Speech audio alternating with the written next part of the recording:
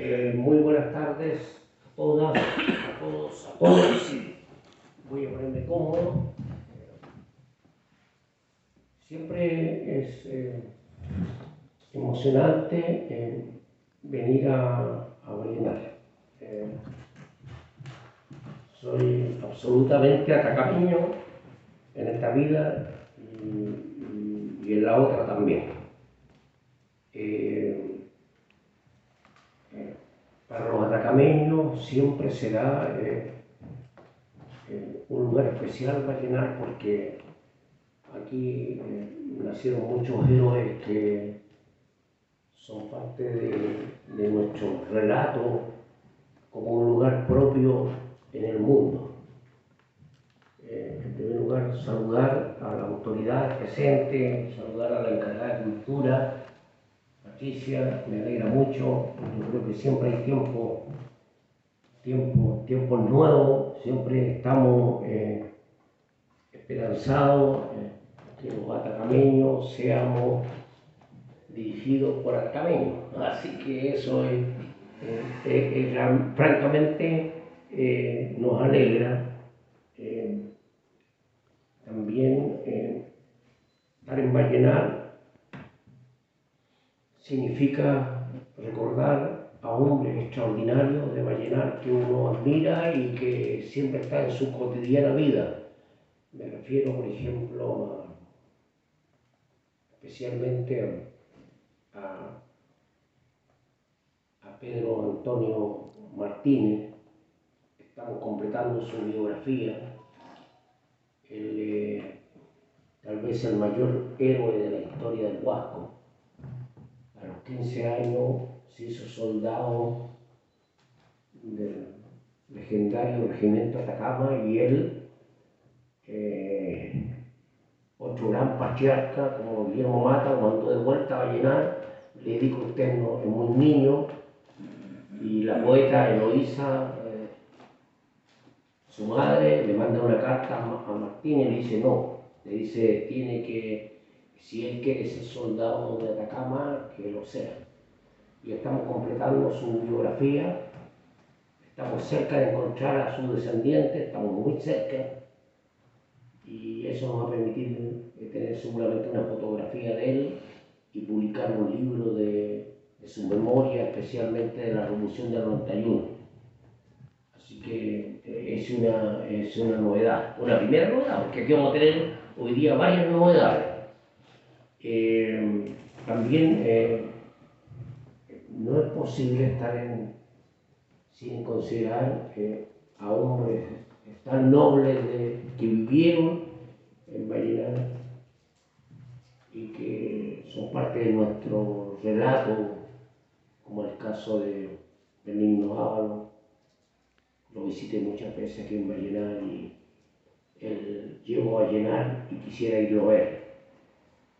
Realmente quisiera ir a conversar, como muchas veces conversé con él en Vallenar. Y para qué decir de Juan García Rojo. Quisiera llegar a Vallenar, bajarme, ir a su departamento a conversar un rato con él. Y realmente hay algo que nos falta.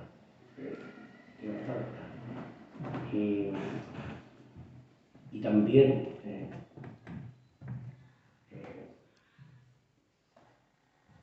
es tan emocionante, tal vez el poeta más importante hoy día de La Serena. El poeta más importante de La Serena tiene que ver mucho con Vallenar. O sea, yo creo que es difícil en los últimos 50 años elegir el poeta más importante de La Serena y que tiene tanto que ver con Vallenar: Jorge Eduardo Zamba. O sea, él fue fundamental en el Carlos Mondaca, en Los Desencantados.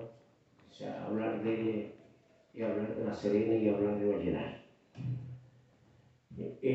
Hoy día es un día sumamente especial para la historia de Chile.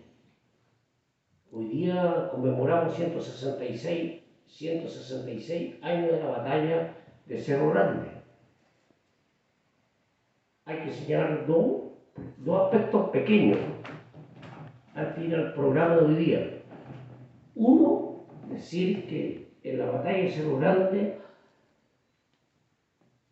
el grueso de las muertes revolucionarias fueron de la Legión Huasquina, o sea, gente del Huasco que perdió la vida o dio la vida luchando para cambiar este país. Eso uno.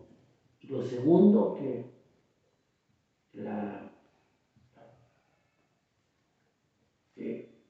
este hecho grandote de una región del país y de un hombre tan extraordinario, de un patriota absoluto, como él hizo tanto por nuestro país, no digo por nuestra región, sino que es el caso de Pedro Leoncayo. Yo creo que no lo conocemos todavía tan bien. Yo creo que en los próximos meses vamos a publicar un libro de Pedro Leoncayo que se publicó hace 100 años, lo vamos solamente a reeditar. Es decir, tenemos que recuperar gran parte de nuestra memoria, y para recuperar nuestra memoria vamos a publicar varios textos más. O sea, yo les anuncio que hay mucho que publicar, mucho que recuperar en la memoria colectiva de lo que somos los atacameños del mundo. Hoy día vamos a tener varias sorpresas. En primer lugar, quiero invitar a un historiador que va a leer un soneto después de la batalla de Cerro Grande que no conocíamos. Y hoy día lo va a leer por vez primera. Yo creo que después de 160 y tantos años, yo creo que se va a leer por vez primera. Eso vamos a hacer ahora. Así que yo le pido al historiador y profesor de historia, Marco González, que por favor nos lea ese poema. Adelante, Marco. Si quieres te doy el micrófono. Bueno, muchas gracias a todos y a todas por asistir a esta conmemoración de los 166 años de la batalla de Cerro Grande, que aunque fue una derrota en lo bélico, fue el inicio de una victoria en los cambios del Chile del siglo XIX. Yo quiero leerles un soneto de un político chileno, Juan Nepomuceno Espejo Bravo, uno de los adalides del liberalismo talquino, y también de lo que sería el radicalismo, cercano a los Mata, en fin. Entonces, este soneto lo hallamos en una revista que se publicó allá por 1861, la revista del Pacífico, que se publicaba en Valparaíso, y que lo publicaba en este caso era el director don José Santos Tornero, padre de don Recarero, muy cercano a la imprenta del Mercurio. Disculpen el formato, pero lo importante siempre es el contenido. Al señor Pedro León Gallo, vencido en Cerro Grande. Al grito de victoria que le espanta, siente el tirano en su medroso pecho, las ansias vivas de infernal despecho y el rayo aterrador de la ira santa. No tiembles, no, el crimen se agiganta, y a vengar va en tu nombre su derecho. Ya se ven los traidores en acecho, del héroe que en los loros se levanta. Artes aleves mellarán su espada, el polvo cubrirá su faz radiante, de Cerro Grande en la fatal jornada. Quiso el odio así, ha sucumbido, mas no la fama que ganó triunfante, nunca la gloria que ganó vencido. Abril de 1859. Gracias. Yo creo que ese poema nunca había sido leído. Yo creo que no lo conocía.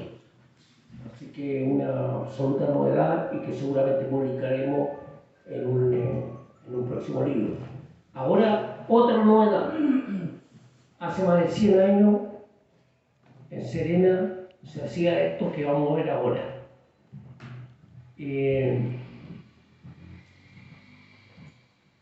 Las cuadrillas militares que se hicieron en homenaje a Pedro León Gallo. Cuando la descubrimos, se la dimos al alcalde de Copiapó, me parece que el alcalde de Copiapó no se dio cuenta. Pero ahora el musicólogo y profesor de música, Carlos Molina, la ha transcrito, la ha sacado del piano para las cuales fueron hechas y donde se bailaban incluso, y ahora él la está preparando. Espero que en un tiempo corto podamos tenerlas para que se hagan públicas y que alguna orquesta o banda las puedan tocar. Dejo con ustedes entonces a Carlos Molina.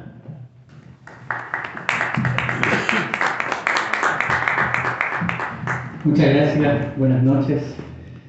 Bueno, motivo de felicidad esta invitación y sobre todo poner en sus oídos, poner en su territorio la música que prontamente vamos a escuchar. Hicimos un pequeño adelanto. Arturo me hablaba de las partituras que él encontró y que precisamente relatan lo que fue la travesía de la batalla de Cerro Grande, y él me hablaba de la importancia de este documento que tiene más de un siglo, la importancia de poder traerlo a nuestros tiempos y conmemorar con ello, la importancia que tiene el arte en toda la actividad humana finalmente, en las batallas, en el nacimiento y en la muerte. A partir de eso entonces les voy a leer una pequeña reflexión, un pequeño texto que habla un poco de esto, y vamos a finalizar escuchando esta música que cumple 100 años y que relata desde el arte el compromiso del artista, de un compositor en esta situación tan importante que fue la batalla de Cerro Grande.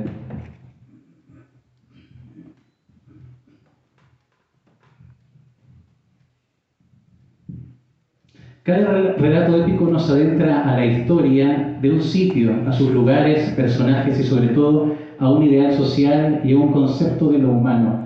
Entonces cada batalla, aunque universal para un pueblo, es ante todo personal y biográfica de sus protagonistas, y así lo observamos en la poesía de todos los tiempos, en los relatos de todas las épocas. Y estos relatos, que a su vez cantan, no lo hacen a una sola voz, sino que lo hacen a varias voces, en un unísono total, en una polifonía de voces relatoras que nos cuentan, que nos hacen parte de la vida, que nos hacen parte de la muerte. Y si las voces cantan en este relato, si los protagonistas se hacen oír, y la batalla del Cerro Grande con su sinfonía militar y patriótica estuvo presente entonces en la vida del caserío y de la choza, de la pirca y la caleta, estuvo en la capilla y en la iglesia, y estuvo en la mesa familiar, estuvo en la historia, y resonó en el corazón de aquellos que en este tambor que fue llamado para la lid, que fue llamado para la batalla, hizo posible acompañarlos, hizo además posible inyectar de coraje lo suficiente para posteriormente ser caído, ser devuelto a la tierra. Y esta música de efervescencia y clamor fue escrita y compuesta por Fidelis del Solara en el siglo XIX. Se adaptó a los bailes de salón de la época, que era una forma de comunicar lo que estaba pasando. Y así llegamos a esta música que es una suite, que es una reunión de danzas, que a través del murmullo, que a través de la conversación, que a través del oreja a oreja, se fue constatando esta historia, se fue forjando y se llamó Cuadrillas a las glorias de don Pedro León Gallo, cuadrillas militares escritas para piano, y el orden que se estableció fue el siguiente: la revolución de Copiapó, la travesía del desierto, la batalla de los loros, la entrada a La Serena, y todo se ha perdido menos el honor.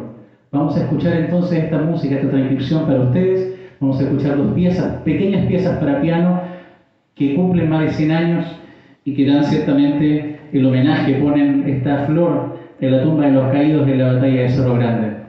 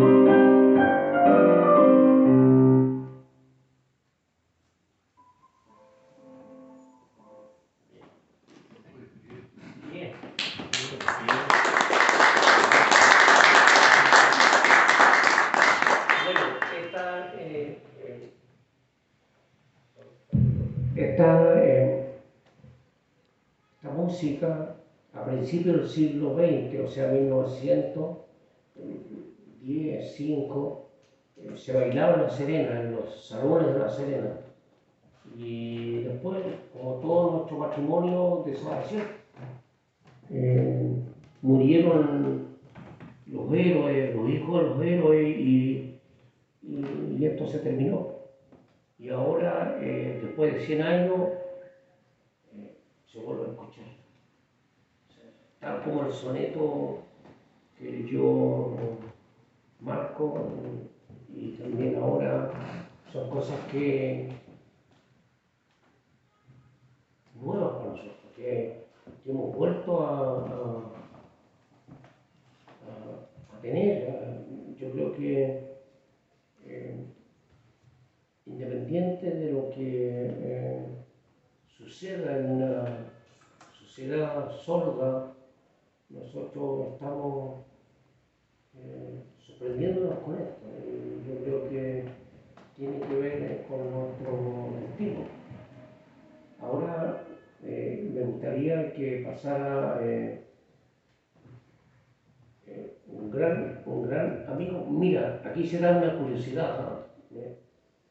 Estamos gente que nos conocemos.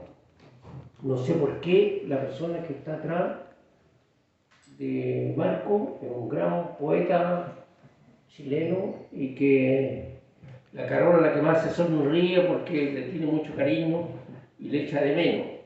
¿Ya? O sea, un gran poeta, uno de los grandes poetas de estos últimos años en nuestro norte, está aquí. O sea que nosotros nos alegramos mucho que estés, ¿no? Es un psicólogo, sigue trabajando, me imagino, en Alto Carmen, ¿no? Sí. ¿Viste? Y hombre de Tierra Blanca, y que está acá, tiene ahora su familia, y un gran poeta, digamos. Era una de las grandes promesas de la literatura de nuestro norte, y ahora está, qué bueno que haya venido. Me imagino que ustedes de Vallenar lo conocen, digamos, ¿eh? Saben de él. Entonces espero que me alegra mucho de volverte a ver, digamos. Así que, bueno, yo quisiera que Vidal Navea pase adelante y nos cheque una opinión sobre la batalla de Cerro Grande, que hoy día está cumpliendo 166 años, y que curiosamente la mayoría de los muertos revolucionarios corresponden a la Legión Huasquina. O sea, en el batallón de la Legión Huasquina murieron casi todos en Cerro Grande. Lo que no sucedió en los loros, que ellos fueron los que en realidad hicieron el cambio. Ellos lograron que la batalla que se estaba perdiendo se ganara. Y aquí, en Cerro Grande, la batalla que se estaba ganando se terminó perdiendo. Mira la curiosidad de la simetría. Entonces, por favor, Vidal, adelante, te paso el micrófono. ¿Hay otro micrófono? Sí. Buenas tardes. Gracias por estar acá en la linda biblioteca. Es la primera vez que estoy en ella yo. Antes de seguir hablando de la linda tertulia, yo quiero hacerle entrega a mi amigo del personaje más importante de la región de Atacama, de la región de Coquimbo y de Chile también. Este Pedro Longayo estaba en su época. La misma cosa, estaba escrito con la misma actitud, ¿cierto? Ahora es diputado y después senador. Ese es para ti. Muchas gracias. Murió joven.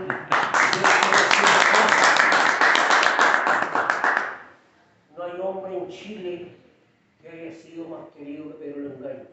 Cuando él volvió a Chile, las calles estaban llenas. Cuando él murió y llegó su cadáver a Caldera, las calles estaban llenas, me fue igual. Este fue, yo creo,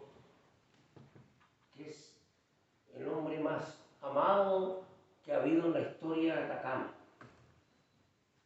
Idolatría aparte.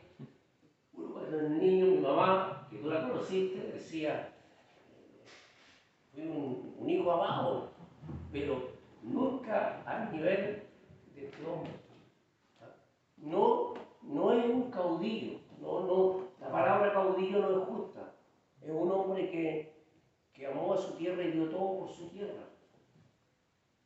No es que nosotros tengamos una idolatría así como desmedida, ¿no? O sea, si revisamos su vida y sus acciones, nos damos cuenta que lo que él hizo por Atacama, todo lo que nosotros hagamos no será suficiente. Siempre hacer menos. Siempre hacer menos. Pero es una gran inspiración. Sí, pues. 6 días duraron los festejos de cuando él terminó su periodo de irse a otros lugares, al cielo, digamos así, ¿cierto? 6 días. Él murió el 16 de diciembre y el día 22 en Copiapó se despobló, como dijo Arturo, se despobló, llegaron todas las instituciones escolares, las instituciones de juntas de vecinos que existían en esa época, se despoblaron todas para acompañar al hombre que le dio gloria a la Atacama. Los 12 caballos que llevaban la carroza, 12 caballos negros, un funeral enorme, de muy bonito, 6 días se celebró. Los discursos fueron, ¿para qué te digo? Los discursos fueron muy grandes. Al emparte en Valparaíso, los discursos que hizo Carlos María Santiago, los discursos que hizo don Pedro Pablo Figueroa, ¿cierto? En nuestro cementerio, en nuestra plaza donde fue presentado, porque él fue traído en un barco y después fue traído del ferrocarril, el barco a Gandera y del ferrocarril a Copiapó. Entonces los festejos fueron enormes, muy grandes, muy grandes. Yo venía con una delegación, venimos de Copiapó, lamentablemente no pudimos llegar todos, solamente alcanzamos a llegar 4, que somos de nuestra rica y hermosa población Borgoño de Copiapó, la población más antigua de Copiapó, que se fundó en el año 1851, un día 9 de octubre, y que nosotros hemos vivido en ella como un amigo, y tú. Tú, ¿cierto? Que naciste en esa población y que eres la persona más importante para nosotros, el personaje más importante que ha dado fruto en la población la población Borgoño de Lugo. Muchas gracias por habernos representado. Embajador nuestro, embajador de todo el asunto. Ya, al grano. ¿Qué tengo que hablar yo? Este libro ni siquiera lo había visto. Ni siquiera lo había visto. Pero fue muy grande la tradición de Salvador Urrutia para que nuestras huestes perdieran la batalla, que justamente que íbamos ganando, como dices tú, que íbamos ganando, y que se perdió por traición solamente. Nada más, siempre pasa eso. Siempre pasa.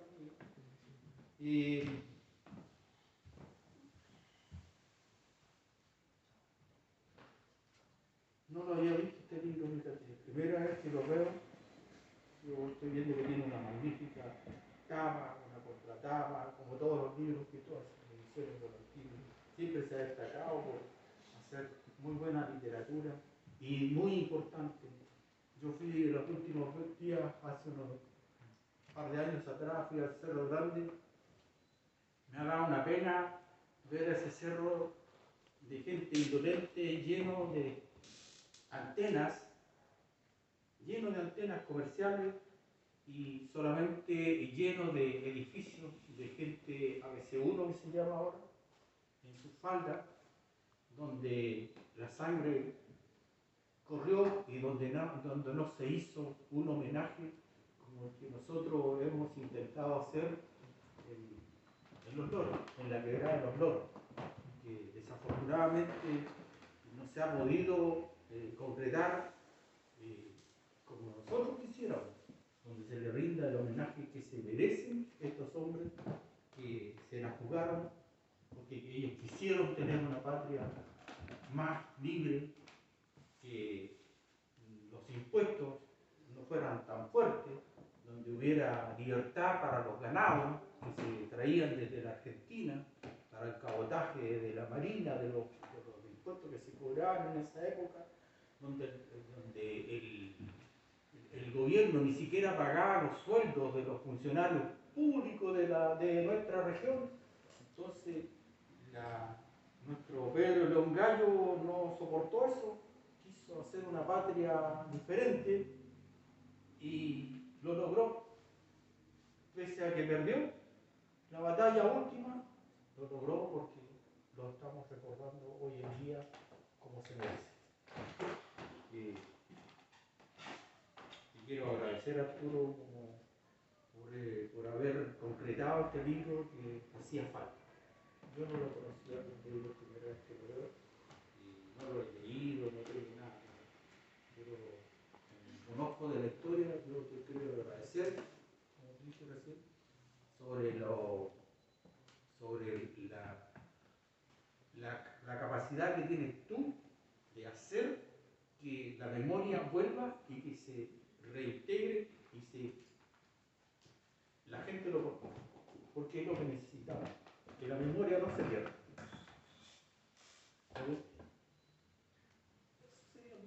Eso sería mi... Muy bien.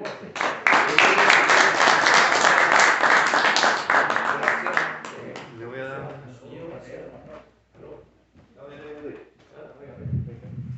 Así.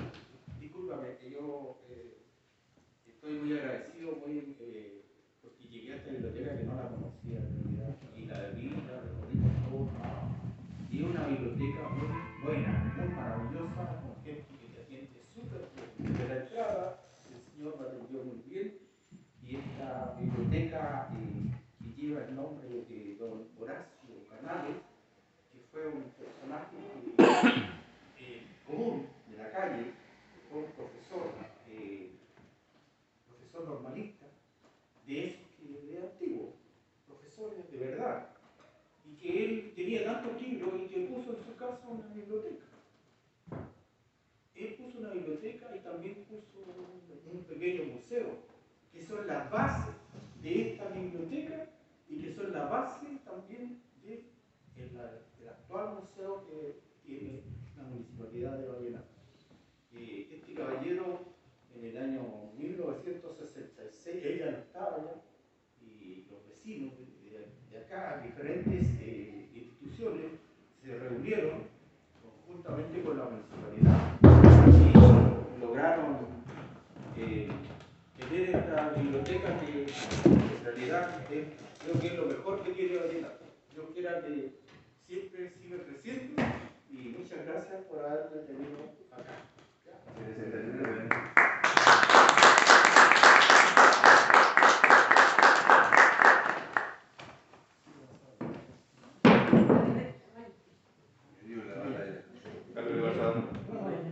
Como la tele, que se quiere rellenar.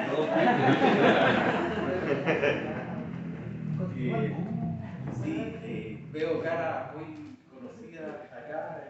Mi amigo poeta de Domeico, ¿cierto? Tan lejos de ir para acá, Domeico. Mi amigo, se me fue. Estaba acá. Sí, pero que te vi allá atrás. Muchas gracias. Muchas gracias. Tu Vallenar está muy lindo. Quiero hacer un reclamo. Quiero hacer un reclamo pequeño. No sé, a lo mejor no estoy seguro, pero Jorge Zambra tiene el nombre de una calle acá. Porque La Serena ya lo tiene. Jorge Zambra es más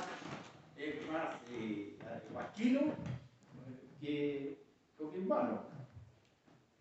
Yo fui a Tierras Blancas y ahí está el nombre de su calle, Jorge Zambra.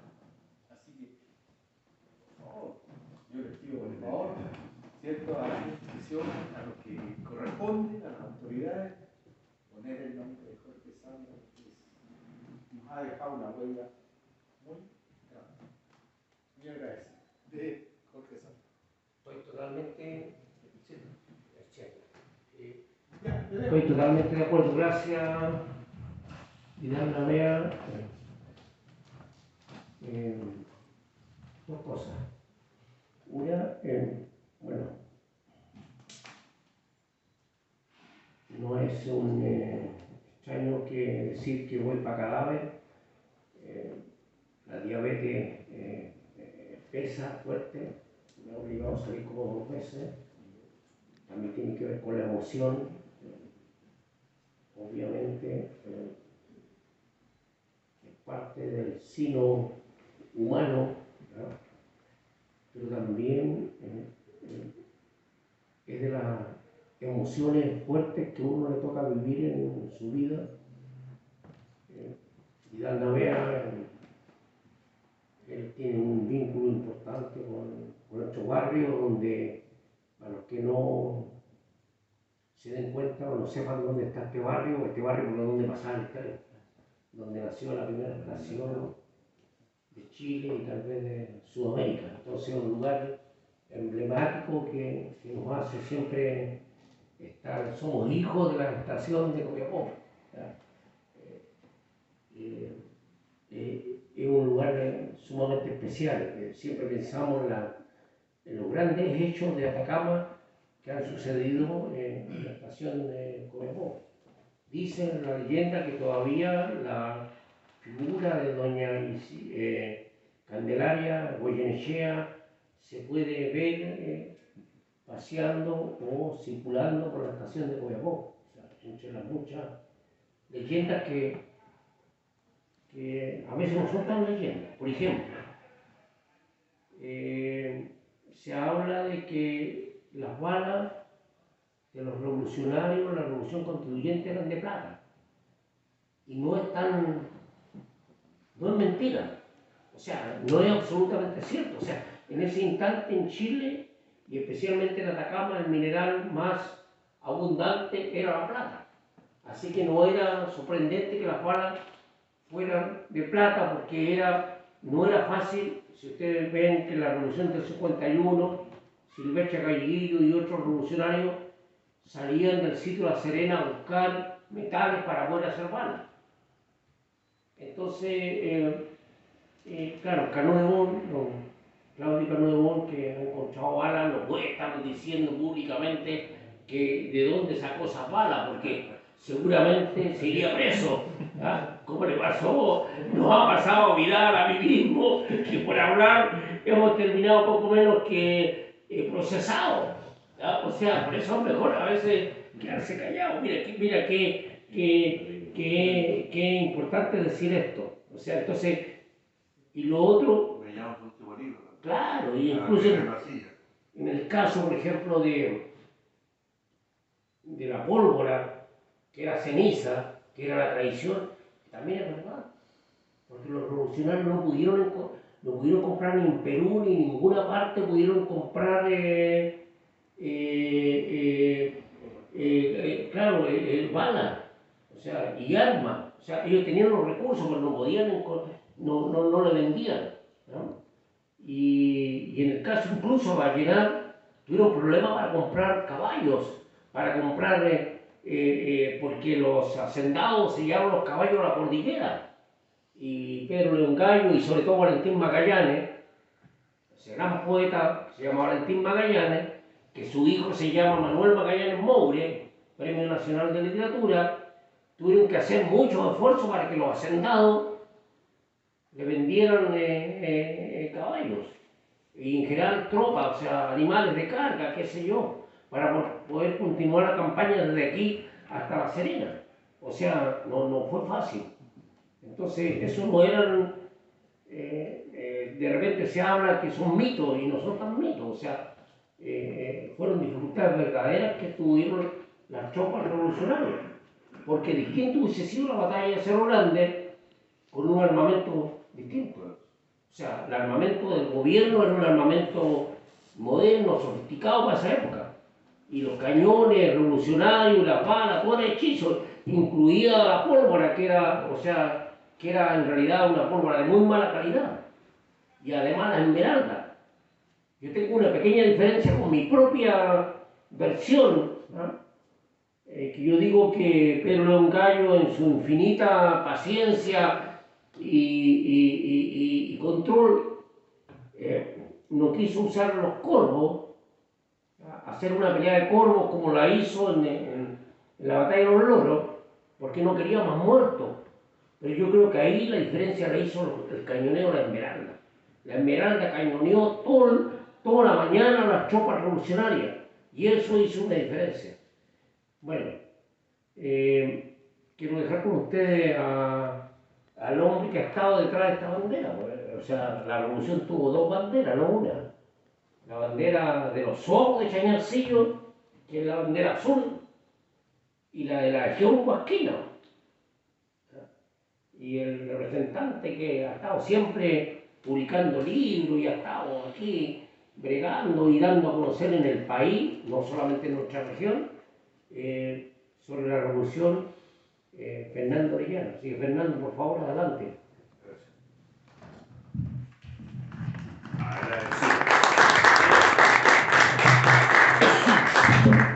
Agradecido, Rafael. En primer lugar, un saludo y súper contento. La primera huelga de mi vida fue acá en la escuela del año 69, en este colegio, que era la escuela básica número 1, ¿no? Una larga huelga.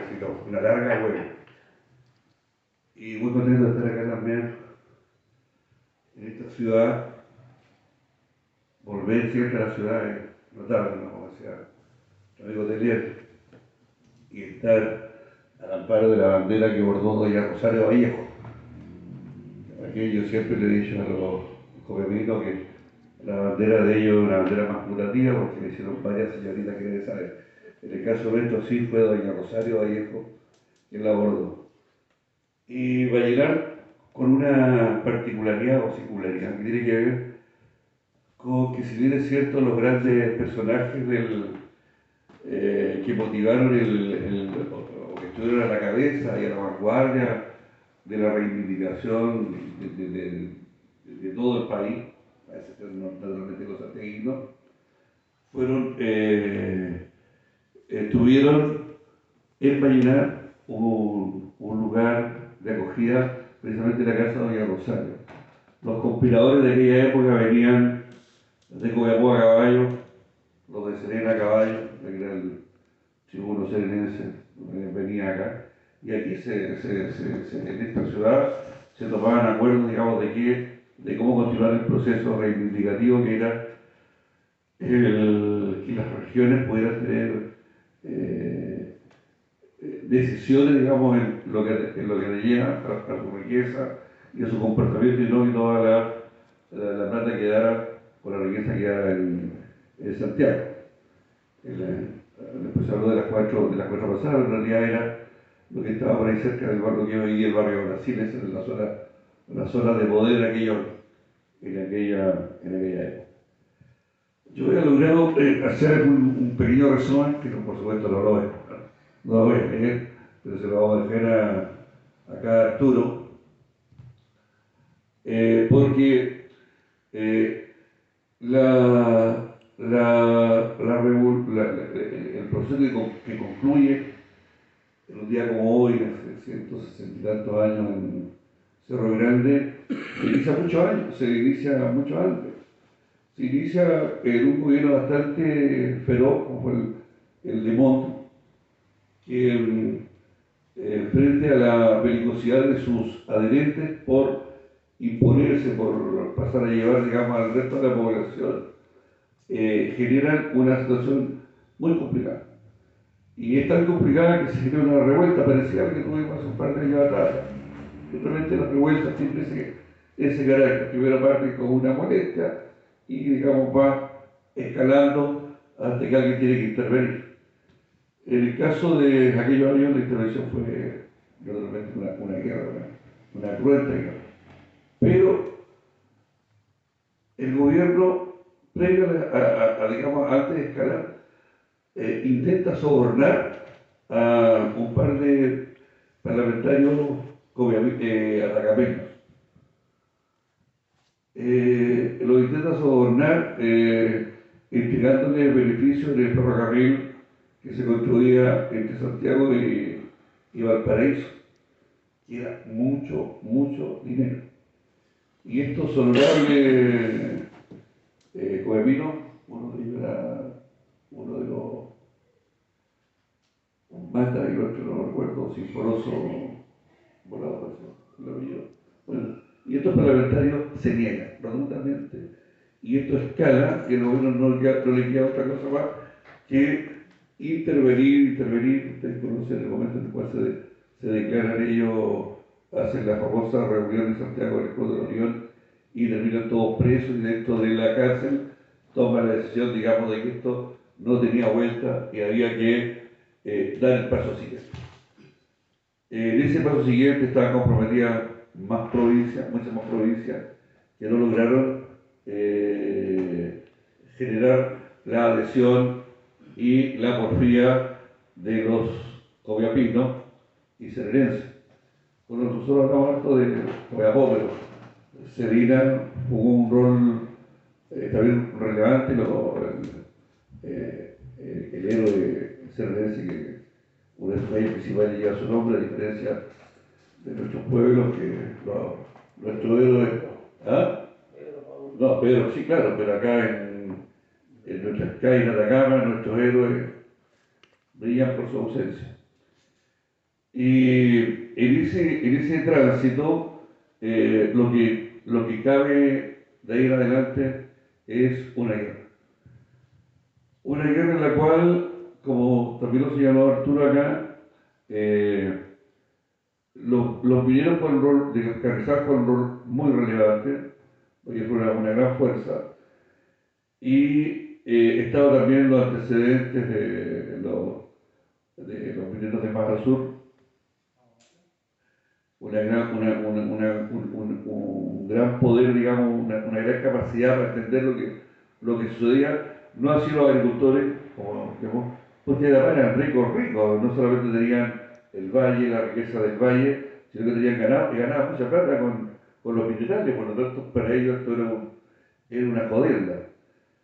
Sin embargo, los héroes nuestros, los héroes de acá de esta zona, fueron personas muy criteriosas, tanto así que Pedro Leocadio nombra gobernador de Vallenar, se enlista con la tropa revolucionaria y no con grado de oficial.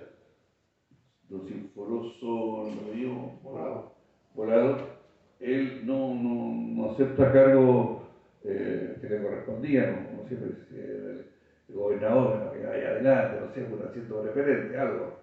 No, él aceptó ser como. Por lo tanto, el aporte de los mineros y la energía con la cual Vallenar sostuvo este largo trayecto que de transporte, por lo tanto, mi visión siempre la veo en términos, digamos, de las distancias recorridas, sobre todo en aquella época, a pie. La ruta hacia las dos grandes batallas se hacen por donde aquí de Vallenar, sale el ejército de Vallenar. Acá en Vallenar donde se aprende el ejército, donde efectivamente se toma la decisión de avanzar hacia el sur, que se hace como que avanzar usted por dos rutas, por la Sierra del Día y por la costa. Y finalmente nuestros hombres, nuestro ejército, nuestra bandera sucumben en la cercanía de La Serena, lugar que eligieron los jefes con tal de que la ciudad no fuera tan dañada. Digamos, esa fue una de las razones que se dieron. Y la historia oficial es bien escueta, al señalar la cantidad de muertos, tantos muertos aquí, tantos muertos allá, todavía un par de líneas, y para la historia de Chile ese fue el resultado de aquel intento de justicia, de lo que posteriormente nosotros hemos llamado los pueblos abandonados, que es una cita que una fórmula que hemos señalado nosotros para expresar en Santiago el sentir de las provincias. Es importante que esto se lo hemos planteado yo a los diversos alcaldes, de que al menos un par de calles de la ciudad lleven el nombre de quienes combatieron y cayeron en aquella gesta. Los alcaldes de Vallenar, a excepción del nuevo, pero estaba jodiendo, llegué atrasado acá porque estaba intentando convencerlo de que efectivamente se acerque no lo viera, ¿no? No es que no haya querido venir por el momento, pero es necesario y meritorio que al menos que haya importante de Vallenar, o sea, que lleve el nombre de estas personas para el recuerdo de las generaciones que vienen, que luchen por lo que lucharon aquellos hombres, un territorio más digno. Vivir en provincia es de una gran dignidad y por lo tanto eso se debe mantener, aunque sea a costa de sacrificios tan grandes como lo que hicieron los. Aquí hoy día, este día conmemoramos, que fue hoy día el día de la batalla de Cerro Grande. Muchas gracias y dejo el texto bien, el libro. ¿Puedo agregar algo un poquitito? ¿Sí? Sí, claro. A la valentía de los vallenarinos de la época, la figura de José Antonio Páez, que tiene el nombre de su calle, José Antonio Páez, y él, ante la rebeldía de los revolucionarios de la época, prefiriendo que no hubiera tantas muertes, entrega su ciudad al oficial Peña. Peña, no me acuerdo el nombre de Arturo. Bueno, el oficial Peña. Sí, pero era del gobierno. Sí, No era el gobernador, sí. Sí, pero también se destaca la figura de las dos personas. O sea, tanto la valentía de Páez, que tiene nombre en la calle, Sí. ¿cierto? Los vallenarinos han sido. Sí, pero ahí tengo una gran observación, porque en realidad él se rinde, Sí, digamos, sí, entrega se la rinde, ciudad. entrega la ciudad, Sí. y él luego va y forma parte del ejército que combate contra nosotros. O sea, por lo tanto, es una, no es una, ahí Él yo entrega la digo, ciudad para no causar más tanta muerte. no, porque las fuerzas de Peña ya eran inconmensurables. Claro. Por los mineros de Carrizal, Claro. que logra traer para acá este caballero de Quiagota que salía arrancando. O el otro, porque además ya había arrancado su jefe. Su jefe ya había arrancado por Huasco, por lo tanto este otro ya sabía que lo que se le venía no era poca cosa. Eso. Bien, gracias, Fernando. Ahora, para finalizar, yo quiero hacer un breve comentario del libro. Vamos a publicar en los próximos meses un nuevo libro sobre Pedro Longayo, que es un libro que fue publicado hace más de 100 años. Seguramente vamos a publicar en los próximos años otro libro de testimonio. Hay varios testimonios más de la batalla de Cerro Grande, por ejemplo, del papel de Pedro Longayo, de Ramón Arancibia, o sea, cómo se sacrificaron, o sea, cómo se acumulaban, digamos, los muertos y sobre los muertos hacían verdaderas trincheras los revolucionarios para resistir, digamos, el embate de las tropas del gobierno central.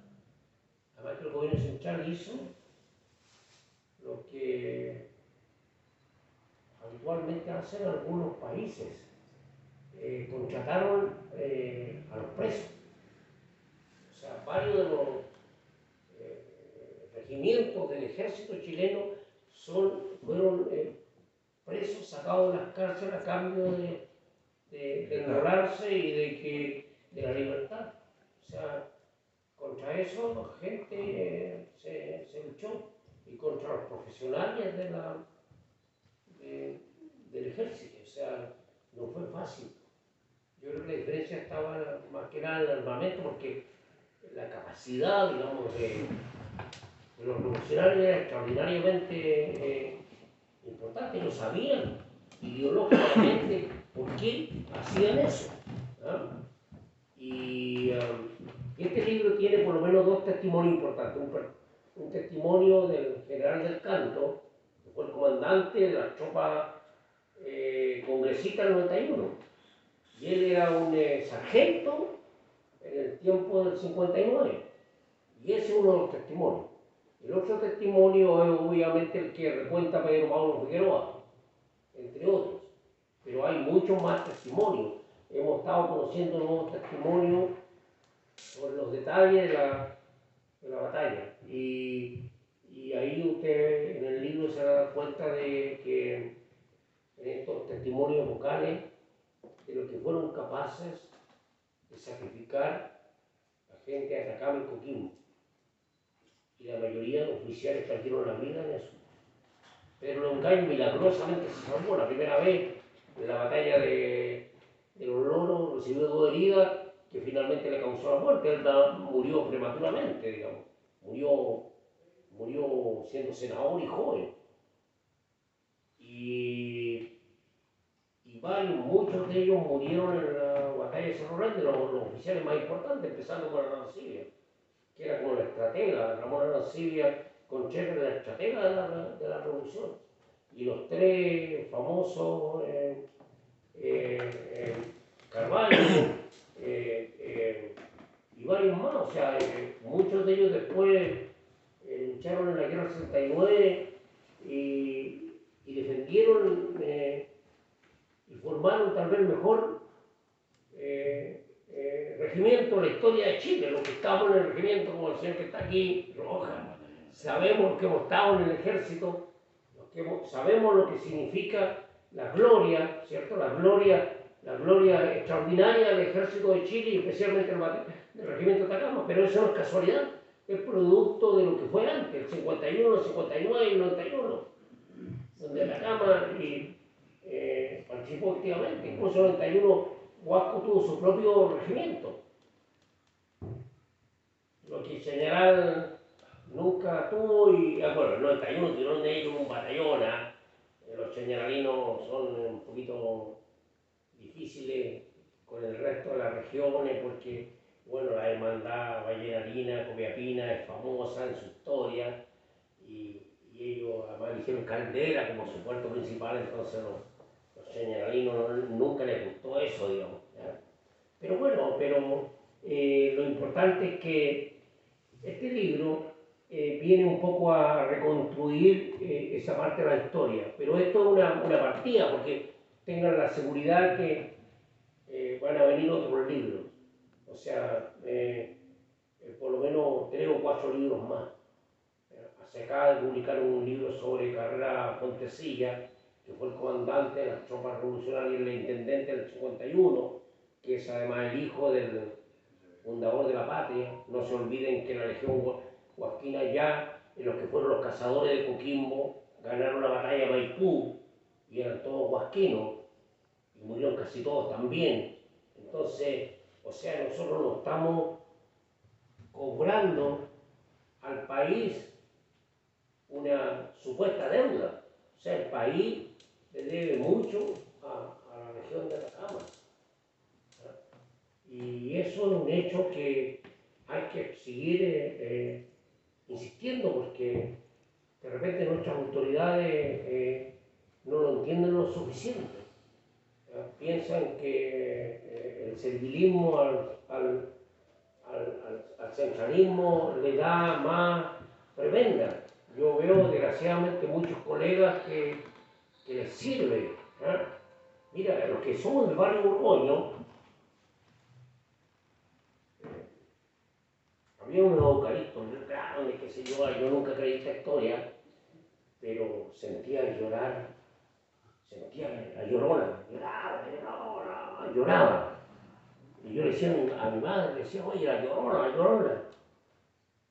Pero la historia en estos días yo he sentido la llorona. Estando en Serena, he sentido la llorona de Copiapó. Es curioso eso. La llorona llora, anda ahí, anda lloriqueando, porque le quieren quitar el puesto. Entonces, no, pues, señores, o sea, tengamos un poquito de consideración. Bueno, entonces este libro es un libro que entre muchos otros más que vendrán. No somos dueños de la verdad. Yo les quiero decir que nosotros hacemos un aporte, no esperamos nada, tampoco queremos adueñarnos del relato, queremos aportar, queremos que los jóvenes tomen el relevo, ¿cierto? Que ya no partan de cero, que partamos valorando lo nuestro. Mire, yo tengo una gran admiración de Gabriel Mistral, ¿no? Soy mistraliano, ¿ya? No soy gabrieliano, soy mistraliano, pero yo creo que hay otros grandes poetas y escritores en nuestra región, que no tenemos que perdernos en eso, y nuestros grandes escritores que han seguido haciendo un aporte, publicando libros, y yo creo que la historia de la literatura no podemos convertir a Gabriel Mistral en un desierto donde no hay más árboles. Yo creo que hay que pensar que hay una producción posterior y que hay aporte significativo, nombres como Ramírez. Tengo una gran admiración al poeta Ramírez de Vallenar, a Benigno Ávalo, de alguna forma también a Bernales, y a los más recientes, o sea, también, o sea, no, José Caballero, Lucía Román. Entonces yo creo que tenemos que también ser justos y que nuestras calles lleven sus nombres. Yo creo que una calle fundamental de Vallenar tiene que llevar el nombre de Barahona, el nombre de Peña, me refiero a Bernardino Barahona, el gran hombre de la Revolución de los Libres en Copiapó, que es del Huasco. También Peña, también Pedro Antonio Martínez. O sea, Vasco tiene, y especialmente Vallenar, tiene figuras emblemáticas. También yo pienso mucho en Pení, ¿ah? Pení, el gran constructor del Liceo de La Serena, o sea, donde empezó Domenico.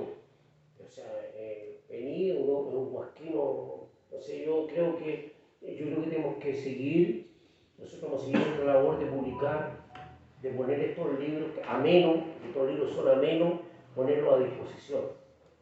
Yo finalmente quiero agradecer la oportunidad que nos da la biblioteca de venir acá, de estar acá, de estar en Vallenar. Me gusta esta multitud, ¿ves? Ahí, acá llegó una multitud a nuestra actividad. Eso me gusta que Patricia sea lectora de cultura. Oh, no, es casi un sueño. ¿Ah? Patricia, ¿ah? Si estuviera Juan García vivo, te aplaudiría, y nosotros estamos muy contentos por eso. Espero que lo hagan muy bien por todo y lo que necesiten de nosotros. O sea, estamos. ¿Ah? Agradezco a los hombres de Borgoño que hayan venido, a Zenón, Zenón, el que está acá, es muy importante porque conocí su madre, vivía cerca, como a 5 casas de mi casa. Mi hermano menor es hermano de leche de este señor que está acá, está tremendo poema, que yo creo que la leche lo hizo grandote, porque el Guido también es grandote. Bueno, minero, agradezco a Romy, a su marido, ellos han estado difundiendo la cultura, los escritores. Yo le agradezco que hayan difundido esta actividad, me parece muy bien. ¿Para qué decir Orellana, que viene de Santiago, vino directamente a esta actividad? ¿Para qué decir? Primero para saludar al Chile. Ya, Santa Salud del Chile. Y allá, ¿para qué decir a Vidal, que viene de Caldera? O sea, estamos en esto. Allá está también mi compañero y amigo, que tenemos una muy buena relación, ¿cierto? Con Tito, con su esposa. Así que estamos, yo diría, de alguna forma en familia. Y para qué decir, allá está Jaime Reynoso, que es, que él es muy importante porque, para mí, porque somos primos, pero somos primos hermanos. ¿Quién? Su padre, obviamente hermano de mi madre, pero su madre es sobrina de mi padre, así que tenemos como un 75% más o menos de sangre común, de parentesco. Así que este Jaime Reynoso, me alegra mucho, Jaime. Muchas gracias por haber venido. Y ahora los invito, no sé si va a haber cóctel, pero los invito a repartir el libro. Les voy a repartir el libro a todos los que necesiten el libro. ¿Ya? Muchas gracias, muy amable. Hasta la próxima.